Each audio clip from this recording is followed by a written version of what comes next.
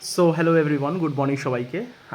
Good morning বলার কারণ আজকে অনেক দিন পর একটা তোমাদের সাথে ডেইলি লাইফ ব্লগ না, আমি কিছু শেয়ার করার জন্য তোমাদের সাথে বসলাম। তো এটা শেয়ার করার রিজন, আমি আজকে প্রায় আমার রিকভারি স্টেজের 5 দিন পর আমি একটা সকালে ফোনটা নিয়ে জাস্ট আমি ঠিকঠাক করে বসছি, কারণ কি এই কদিন আমি ব্লগ করছি, এমন না যে ব্লগ করিনি, কিন্তু ওই ব্লগটা করে রেখে দিতাম, কোনো রকম ইচ্ছা হলো তখন আমি শেয়ার করতাম। বলার এখানে অনেক কিছুই আছে, আবার না বলারও কিছু নাই।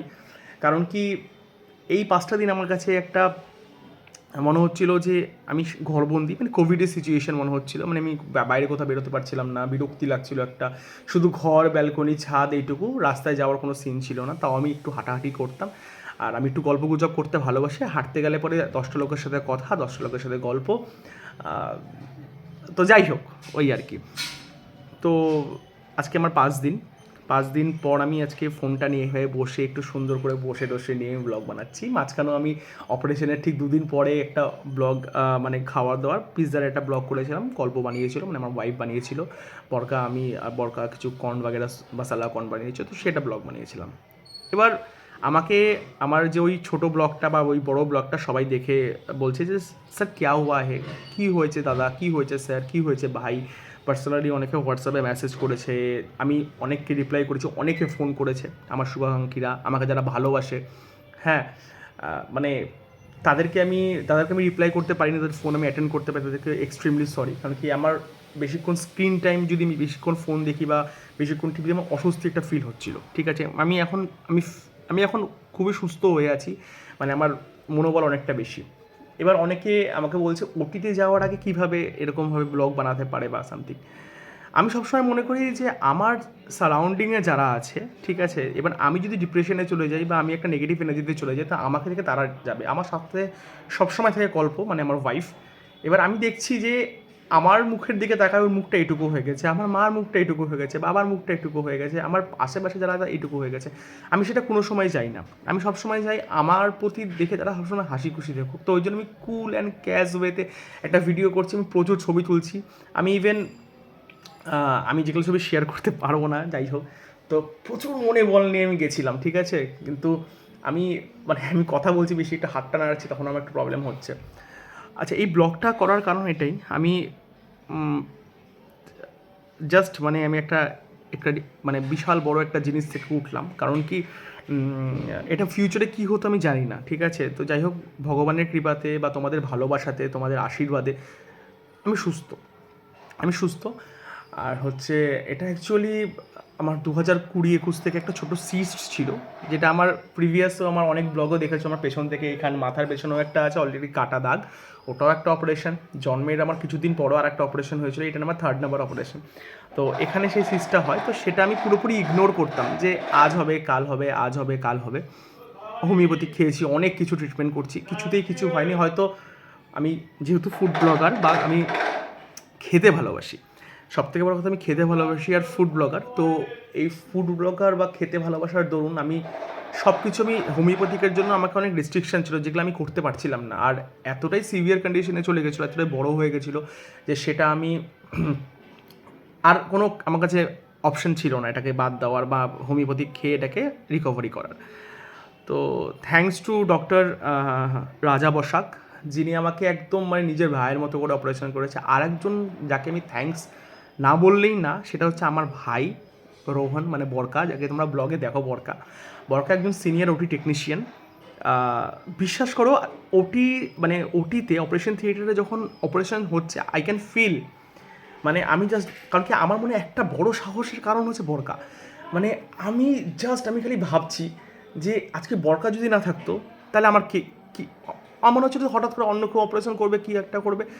তো একমাত্র ওই যে ব্লগ বানানো, এত ছবি তোলা, এত ভিডিও করা, সব কিছুর যে স্ট্রেংথ পয়েন্টটা, আমাকে ওটির ভেতরে গিয়ে আমাকে মেন্টালি স্টেবল রাখা, সেই সময় আমার বাবা আমার গল্প তারা তো ছিলই, কিন্তু ওটির ভেতরে, ওই মোমেন্টে, ওই যে 25 to 35 মিনিটসের যে জার্নিটা, ওইটা তো একটা নরক যন্ত্রণার মতো যন্ত্রণা। তো হালাকি অ্যানাস্থেশিয়া দিয়ে দিয়েছিল, কিন্তু একটা মনের যে পজিটিভিটি, মনের যে একটা স্ট্রেংথ, সেখানটা আমি পেয়েছি হচ্ছে পুরোপুরিভাবে বরকার জন্য, ওই জায়গাটাতে। আর বাইরে ওটির ঠিক বাইরে যারা বসেছিল তাদের জন্য তো পেয়েছি, কিন্তু ওই ভেতরে ওই অ্যাটমসফিয়ারে বরকে আমাকে লিটারালি পজিটিভ ভাইবস দিয়ে যাচ্ছে, তোর কিচ্ছু হবে না আমি আছি তো, তোর কিচ্ছু হবে না আমি আছি তো, মানে আরে ক্যাশ কোনো চাপ নাই আমি আছি তো, মানে এই যে স্ট্রেংথটা, তারপরে ওষুধ ওষুধ দেওয়া এই করা, মানে আমাকে নিজের বাড়িতে যে একজন থেকে গাইড করা, মানে সেই একটা জিনিস আমি পাইছি এখানটাতে। আর মানে কি বলবো, দিনেও ডিউটি যাওয়ার আগে একবার দেখবে, ডিউটি থেকে এসে একবার দেখবে, ড্রেসিং করাই, যে ড্রেসিং করলাম কালকে, ড্রেসিং করা আজকেও আবার করবো, মানে কালকে না পরশু করেছি, মানে সব কিছু করা, মানে যথেষ্ট বড় কাটা, যথেষ্ট বড় একটা অপারেশন, কিন্তু সবসময় হ্যাঁ কিচ্ছু হয়নি, তুই এত স্ট্রং, তুই এত স্ট্রং, তোর কিচ্ছু হবে না, তুই এর আগে তুই এত স্ট্রং ছেলে যে তোর আবার কী হবে, তো বাইরে চলে আমাদের একটা কথা। আর মানে আমি যখন অপারেশন করে আসছি, তো আমি তো কিন্তু কুল ক্যাজুয়াল বাড়িতে ঢুকলাম, মা বলছে তুই কিন্তু যতটা ছোটো দেখাচ্ছিস অপারেশন, ততটা ছোটো না, যথেষ্ট বড় একটা অপারেশন, তুই অতটা ক্যাশ নিজেকে ভাবিস না। আর আমার বউ বলছে এতটা ক্যাশ তুমি কেন ভাবছো নিজেকে। আমি যদি একটু নেগেটিভ চলে যাই, আমার সাথে সাথে তারাও নেগেটিভে চলে যাবে, এটা সবসময় মনে করি। এই জন্য আমি এত ভিডিও ছাড়ছি, আমি পুরোনো ছবি শেয়ার করছি, এই করছি। অনেকে বলছে ঠিক আছে, আমি বললাম যে লোকে বলবেই, আই ডোন্ট কেয়ার, আমার কোনো যায় আসে না সেটাতে। আর মানুষ সুখের দিনে আমি দেখছি সবাই আসে, সবাই আসে, ঠিক আছে, এই কথাটা বলতে আমি তো বাধ্য হলাম। কিন্তু বিপদের দিনে আমার গোনা 3টে বন্ধু, একদম গোনা, আমি নাম নিয়ে বলছি 3-4জন বন্ধু, যারা রেগুলারলি বেসিসে, মানে কোনো কাজ নেই কিন্তু, মানে এমন না যে তারা আমাকে মানে ট্রিটমেন্ট করবে বা কিছু করবে, হ্যাঁ, মানে সুমন, জয়দীপ, অনিরুদ্ধ, প্রতিদিন ফোন করা, যারা দূরের বাড়ি তারা ফোন করে, ঠিক আছে, কিন্তু আলাদা ব্যাপার, কিন্তু আসা, দেখা, কি হয়েছে, কিছু লাগবে নাকি বল, একটু নিয়ে আসি দোকান থেকে, এই ওই, ওটা আলাদা ব্যাপার একটা, মানে আলাদা একটা আমাকে চিয়ার আপ করে রাখার ব্যবস্থা করে। আমার ফ্যামিলি মেম্বার্স, আমার বউ, আমার বাবা, আমার মা অলওয়েজ পজিটিভ ভাইবস দিয়ে যায়। আমার ইনলস, মানে আমার যে দুই তিন মানে দিদি শালি যাকে বলে, বা আমার ছোটো শালি, আমার শাশুড়ি মা, আমার শ্বশুর মশাই, তারপরে হচ্ছে আমার দাদা, মানে বুবাইদা, অভিজিৎ দা, মানে ওই জামাইবাবু যারা, আর পরকা ছোটকা, মানে এই যে এইটুকু আমি দেখলাম না, এই যে এনার এই যে এ কজন, আমি ভাবলাম যে এই কজনই মানে আমার সুখের সময় অলওয়েজ থাকে। আর আমার ভাই, মানে দিনে যে 6বার, এমনিও ও 4-5বার ফোন করে, আর এখন দিনে 6-7বার ফোন করে, মানে এই যে সারাউন্ডিং পিপলটা, এরাই রিয়েল আমি মনে করি, মানে এই কজন, মানে আমি মনে করছি এরাই আসে, খোঁজ নেয়, এই করে ওই করে, মানে আমি বাদবাকিতে হয়তো তারা ব্যস্ত সময়ে বা কিছু একটা, কিন্তু আমি তারা ফোন টোন করে সব কিছু মানলাম, কিন্তু এই যে এই কজন, মানে বিনা স্বার্থে তোমার সাথে এসে কথা বলে, তোমার সাথে এসে গল্প গুজব করে, আড্ডা মারে, মানে মানে আমি আমাকে বুঝতে জানি যে আমি একটা পেশেন্ট।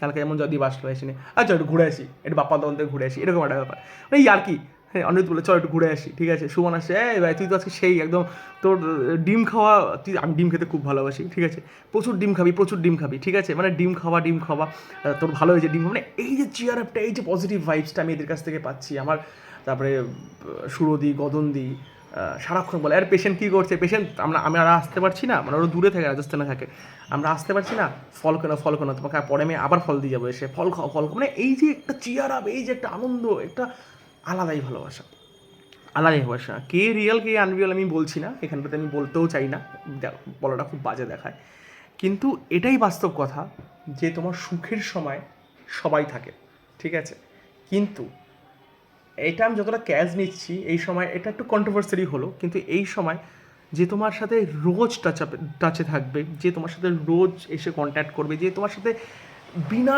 স্বার্থে তোমার জন্য করে যাবে, ঠিক আছে, রিয়েল, তারা রিয়েল, আমি এটা বলে যাচ্ছি, মানে আমি এই অপারেশনের পিছনে, আমি জীবনে অপারেশন দান আমি কোনোদিনও ঋণ শোধ করতে পারবো না বরকার, মানে যে আমার জন্য এত কিছু করে গেছে, মানে আমার জন্য ওই ওটিতে গিয়ে আমি ওখানটাতে যে নিজেকে স্ট্রেংথ পাওয়া, একমাত্র অনলি